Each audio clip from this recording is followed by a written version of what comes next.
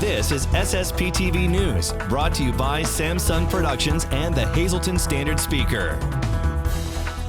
Still helping during the pandemic. We check in with the Anthracite Region Center for Independent Living next.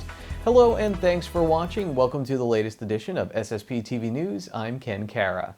An agency that helps those with disabilities in our area has seen the need for their services go up during the pandemic. Here's our Lisa Sugar with today's news feature.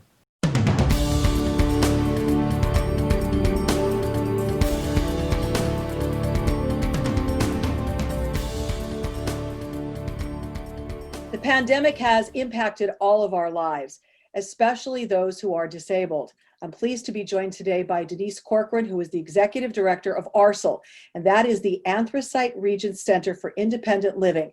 Denise is stationed right in downtown Hazleton. Denise, tell us first about ARCEL, who it serves, and what it does for our community. ARCEL is the Anthracite Region Center for Independent Living. Our main goal is to help people with disabilities to live as independently as possible. We have been working in downtown Hazleton since 1990 when the ADA was in effect.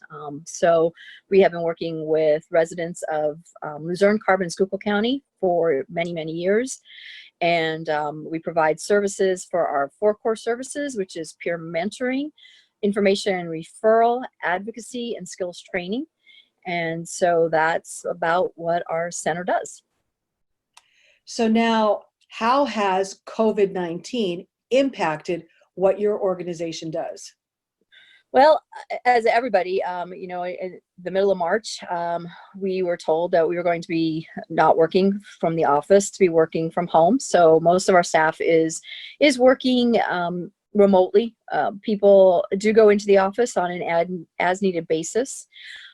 We are now seeing consumers in person if the consumer and our worker feel comfortable with it. For the most part, it's outside. Most of our contacts are remote, whether it's by telephone or by Zoom. And so our services for the most part have continued. Our van is running. We have 5 accessible vans, and they are running. We are not having as many people be on the van at one time now because of CDC guidelines about cleanliness, and everybody riding the van needs to get their temperatures taken before they get on the van. They have to wear a mask while they're on the van, be socially distanced on the van. But the van's been running since June, and it's been helpful to those that need it. If someone's watching right now and they have a need, like, okay, I need to get to the mall and I can't get there, or I need to go somewhere to a doctor appointment, are they the type of things that, like, what can they call you for? Yes, our van would be for people who need services, doctor's appointment, like you said, doctor's appointments, go shopping, also for employment. We have many people who need the van for employment. So they would just give the office a call, 570-455-9800. The answering machine's being checked constantly, so you know someone will get back to you within a day to see what, you know, for any services that someone would need. And it would depend on what the schedules look like with how busy the van is. We can't guarantee everybody would be able to get a ride right now, just because of the numbers and how our vans, numbers of riders per van at one time right now are limited. Have you seen your need for services increase during this because maybe people can't be around their relatives that used to help them out, or their friends? Yes, we are seeing an increase in needs, especially with food, you know, and so referring people to different food banks, different food services. Also, as far as housing, making sure everyone, you know, is in a safe house, that they're paying their rent, that they're able to maintain their homes. And for anybody who's watching, they think, well, maybe I need to qualify to utilize these services. Who is eligible? Pretty much anybody who has a disability of any age. You know, if it's something that we need to refer them to another agency for some services, we could do that. We work very well with the other agencies in the areas that we provide services, whether that's housing assistance, like I said, food services, other transportation. So we, you know, our staff is able to help out with that and help wherever the person needs help and assistance with. Can I just add one more thing? Sure. We have a Facebook page that we keep pretty up to date on. So if anyone is interested, they could friend us on Facebook.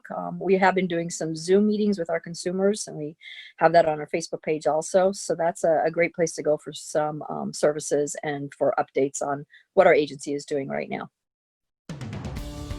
Today's news feature is brought to you by Frankie's Pizzeria, located at 3739 Wyoming Street in Hazleton. Every Friday night is all-you-can-eat crab legs from 5 until 8 p.m. Reservations are suggested. You can call 570-454-6000 to make a reservation or for more information.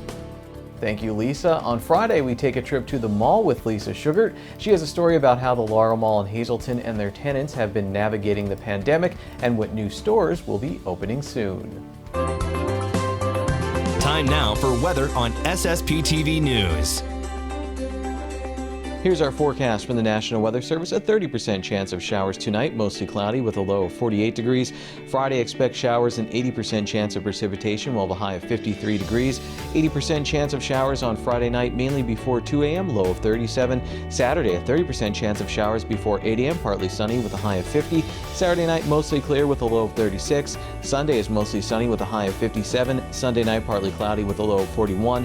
Monday is partly sunny with a high of 60. And Monday night, mostly cloudy with a low of 44 degrees. Let's get some quick sports notes on the SSPTV Standard Speaker scoreboard. The Marion girls cross-country team came into their meet with Jim Thorpe, Pottsville, and Schuylkill Haven 12-0 in the Schuylkill League. They did suffer their first league loss of the season to Jim Thorpe, but they still have to be confident heading into the league championship meet next week. In girls tennis, Hazleton area lost in the first round of the District 2 AAA team tournament. Next up, it's the district individual championships for the Lady Cougars. We caught up with Los Angeles Angels manager Joe Madden before his annual golf tournament in the area to talk about the Hazleton Integration Project and more. Stay tuned for that interview, plus today's SSPTV Spotlight features one of our religious shows, and our in-depth community feature has details on some upcoming events at Hickory Run State Park.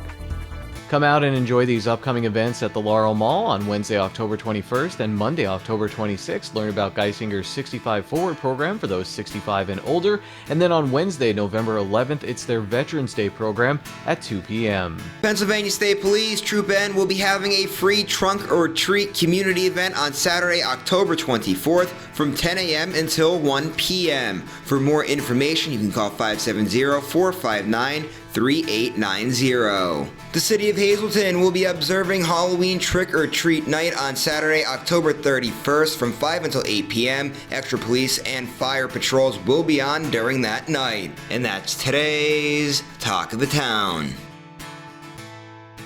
SSPTV News would like to send sincere condolences to the family and friends of the following: Christa Gallagher, 30 of Whitehaven. Friends and family may call Saturday from 9:30 a.m. to 10:30 a.m. at the Frank J. Bonin Funeral Home in Hazleton. Masks and social distancing are required. Donald C. Reimold, Sr., 93. The service is private but will be live streamed at the website on your screen Thursday at 10 a.m. The Logan Vidian Funeral Home in Broomall is handling arrangements. Clarence Vanderhoof, 80 of Ebervale. The Cropton Hughes Funeral Home in Hazleton will announce arrangements. And Dale W. Schell, 91. The Cropton Hughes Funeral Home in Hazleton will announce arrangements. The social news is brought to you by Harmon Funeral Homes and Crematory. For information, call 570-788-0977 or go to harmonfuneral.com.